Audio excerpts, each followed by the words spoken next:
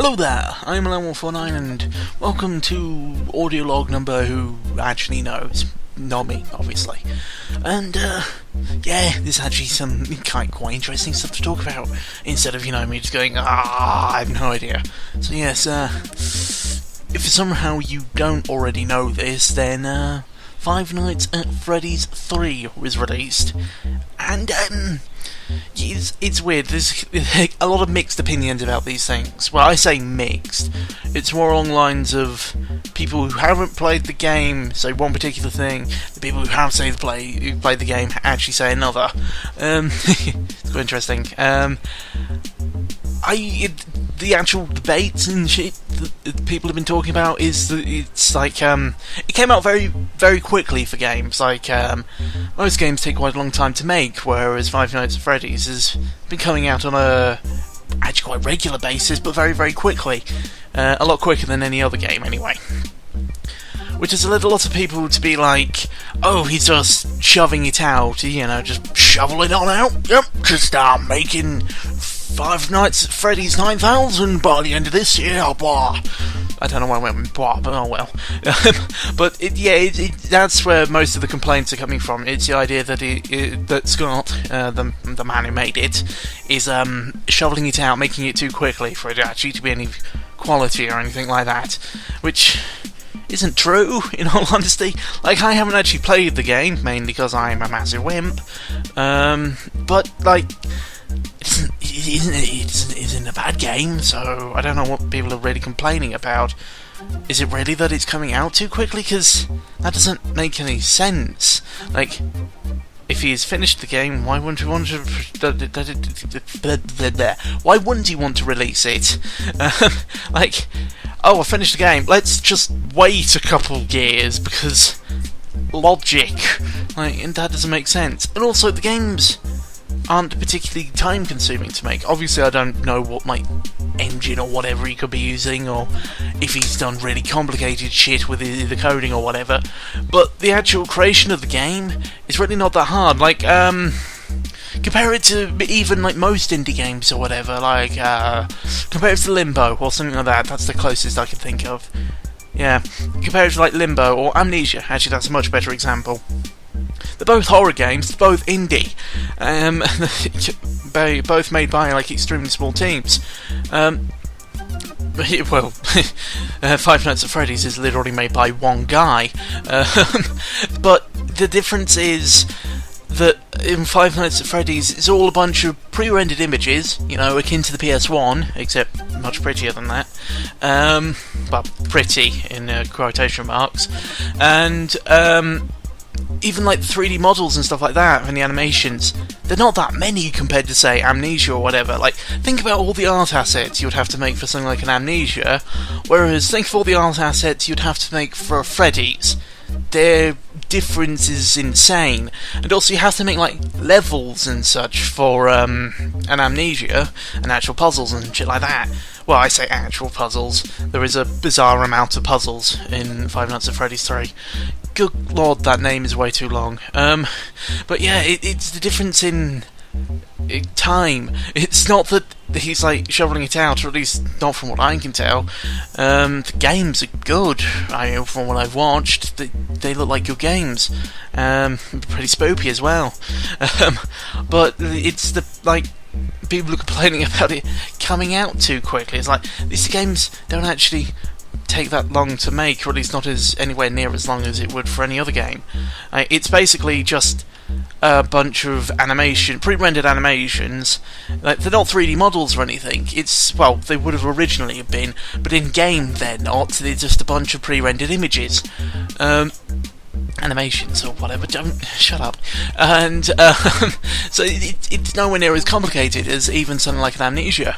Even most Flash games aren't actually as complicated, are more complicated than Five Nights at Freddy's 3, because most of the time they have to do, frame by frame animation, whereas I would assume whatever program Scott's using has keyframe animation and shit, meaning all he has to do is make the models, or change a couple, as it is more akin to, especially with Five Nights at Freddy's 3.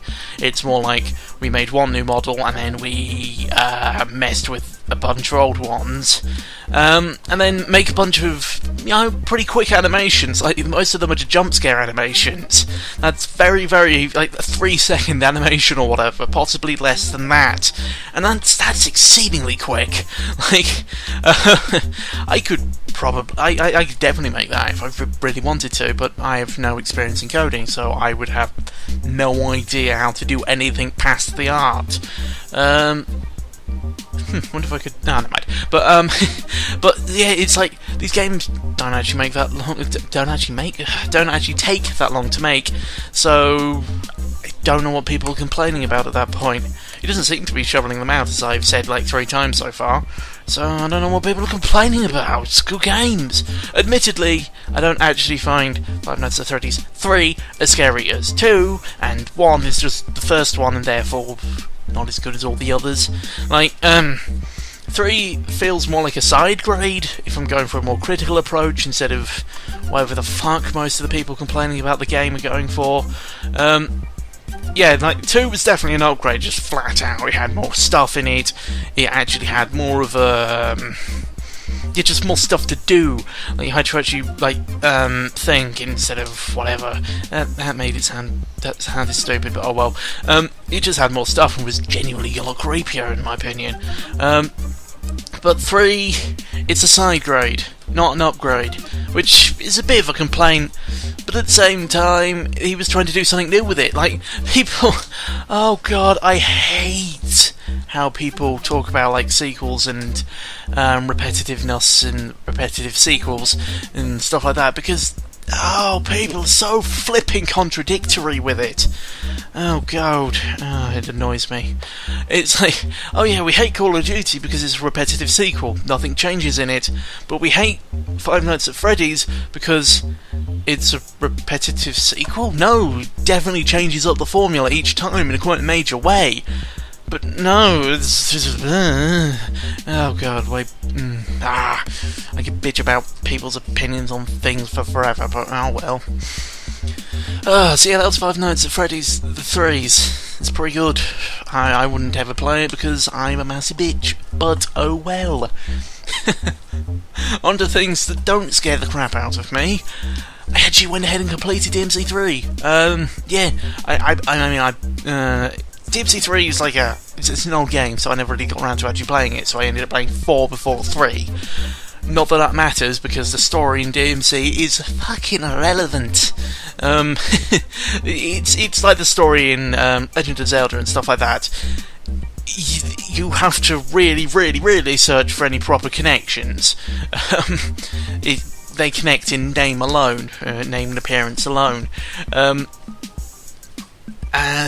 yeah, no, that game is good, definitely good, but it kinda has some of the same problems that 4 has. And also, just saying, if for some reason you want to go buy that game, buy it on like Steam or whatever, and then don't ever install it. Go ahead, download an emulator, PCSX 2, and then go ahead and emulate the game, because, and I can't stress this enough, the PC port for that game is utter poop.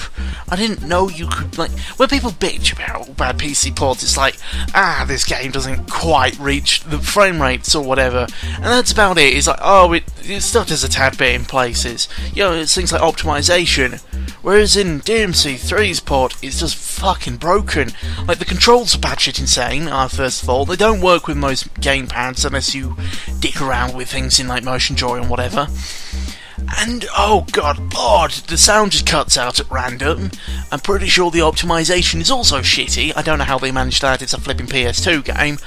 Oh, Jesus Christ. I can definitely say that DMC3 is the worst PC port I've ever played, which is why I'm telling you to go emulate the damn game if you ever do buy it. So yeah, I bought the game, that's how I'm justified in my emulation. Yeah, oh god, it's so dumb.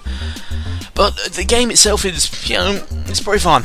It doesn't have like the style switching, but the game is built around the idea that you don't have the style switching.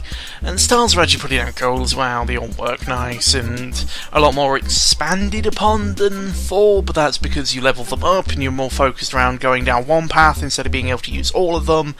And yeah, shit like that. Stuff that only makes sense to people who have played the series. Onto stuff that's actually a bit disappointing to find out about the game. When people, you know, complain about DMC4, you know, basically repeating, and not basically, just repeating itself once you hit like the halfway point and switch over to Dante, you play the entire game again, except backwards, as a different character.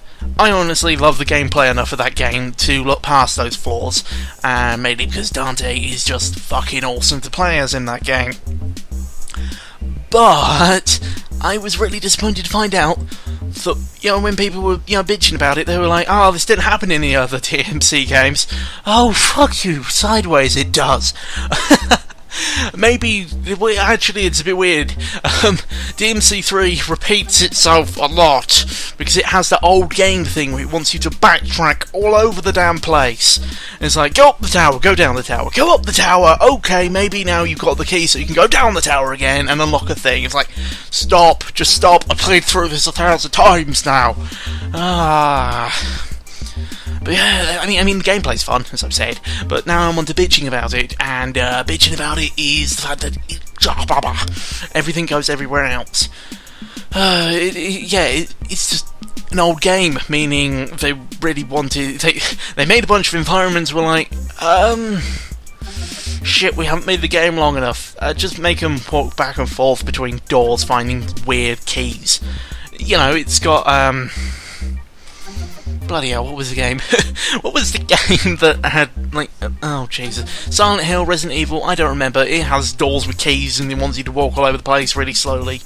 It's just like, oh come on man, But yeah, no, the game is good. I mean, a couple of the boss fights are just weird in difficulty. Like, the second boss fight, Cerberus, is way too damn hard for a second boss fight. And then all the other boss fights are not quite as hard as Cerberus because you would have leveled up by then. It's like, come on man, Cerberus is actually really flipping difficult, especially if you're not using Trickster, one of the styles, so you don't have a proper dodge. And he's just like, come on, this is pressing annoying. Oh no, And with the special edition, you also get a second character, which is pretty nice. I mean, Virgil's quite fun, except I was annoyingly disappointed to find out that he didn't have his own campaign. He has a new cutscene at the very start of the game that suggests that you're going to be playing through the game from Virgil's perspective, Dante's brother. Because in the game, they do actually kind of set up a situation where that could happen, where actually there would be a side story of Virgil, but instead they might have planned that, they made Virgil the character, made sure his gameplay was brilliant, and then forgot that they had run out of time and were like, oh shit, we don't have enough time to make a new campaign, just make him play through the exact events of the normal campaign with Dante. It was a bit like, that's disappointing right there. Yeah, that was a bit disappointing, as I literally just said. But yeah, I like that game. It was fun, definitely fun. And for some reason, PS2 games, there is always that one area that seeks to traumatize kids, and I don't know why PS2 is like infamous in my eyes for this, but Rayman 2 did this shit, and a couple other games did it as well, where there's just one weird area that is creepy as shit for some reason. Like, Rayman had the Cave of Nightmares, or whatever it was called, and Dante, DMC, whatever, I've forgotten the titles, Jesus Christ, had inside the Leviathan. And it's just like, why do you have these creepy areas? I dread going to the Cave of Nightmares in Rayman 2, even though it's no longer creepy in the slightest to me. But I still have that fear from when I was a child playing it, and I got too scared to keep on playing it because it was so damn creepy. And it's just like, why you do this, PS2? I know it's so bad, but you keep trying to give me terrible PTSD or whatever. That isn't what it is inside us, but shut up. You know what, I had 1,000 other things to talk about. Like, I literally have a massive list of topics, but somehow I managed to talk about 2 games for a whole 15 minutes. I have no idea how I managed that. Give it up for me. I guess I can quickly mention that I watched Guardians of the Galaxy, because I ain't got much to talk about with that, other than a couple of scenes were a bit like, that didn't quite make sense. Well, not really quite make sense as much as you could have done that better. Like, spoilers, whatever, you can start watching the video now if you don't want spoilers for Guardians of the Galaxy. Like, at the very end, there was, when they got the Infinity Stone, and, you know, they were all holding hands to control its power, and it's like, power of friendship, or whatever. Groot wasn't there, because they just killed him, in quotation marks. It's like, come on, man, Groot, there's not the power of friendship there, because there's only 4 of you, Jesus! I mean, they could have had little sapling Groot grabbing onto one of the legs, or whatever. That would have been really cool and cute and adorable, and be like, oh yeah, Groot! But, no, it was just like, it's a cool scene and all, but where's Groot? You're missing the point. You're not quite getting to Captain Planet levels there because you don't have all the members. Come on, man. So yeah, I was a bit like, that sucks. It was like the only problem I had with the film was one scene at the very end. The fact that it was missing a character. Oh yeah, and also like, I don't dislike the music or whatever. I mean, I'm basically indifferent to it. It's not music that I am particularly into or whatever. But I didn't think it added much to the movie. Like, it's nice to have it there, I guess, but would you really have noticed if it was all a bunch of sci-fi music instead? Like, really think about it. How much would you have actually noticed if it had a completely different soundtrack?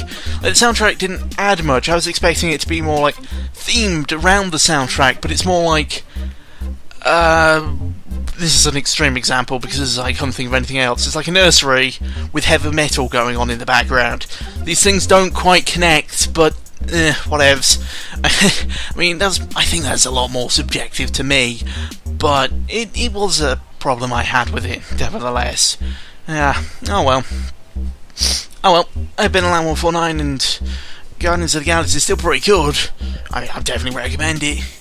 But I had a couple of problems with it. Really minor problems, Jesus. Anyway, goodbye.